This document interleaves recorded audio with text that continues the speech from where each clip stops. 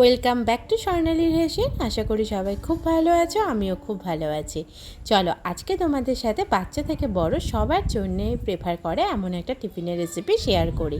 সেটা হচ্ছে পাস্তার রেসিপি, যার নাম আমি দিয়েছি চটপটা পাস্তা। কেমন লাগলো নামটা জানিও তো, আর রান্নার সাথে যাচ্ছে কি না সেটাও জানিও।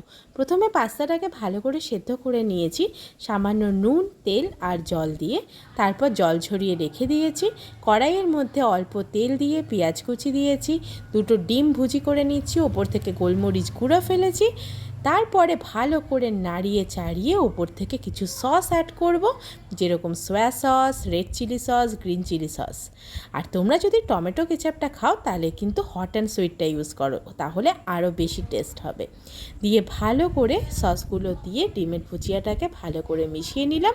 মিশিয়ে নেওয়ার পরে 1 মিনিট নাড়ানোর পরে যে পাস্তাগুলোকে, জল ঝরানো পাস্তাগুলোকে রেখেছিলাম সেগুলোকে মিশিয়ে ভালো করে নাড়িয়ে নিলেই তৈরি হয়ে যাবে কিন্তু টিফিনের জন্য চটপটা পাস্তা, যা বাচ্চা থেকে বড় সবার কিন্তু ভীষণ ফেভারিট হবে আর সবাইকে দিতে পারবে, সবার দারুণ লাগবে, অন্যরকম একটু টিফিন হবে।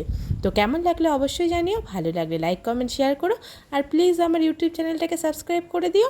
খুব তাড়াতাড়ি দেখা হচ্ছে অন্য একটা শর্টসে বা অন্য একটা নতুন ভিডিওতে, একটু অপেক্ষা করো। Bye bye.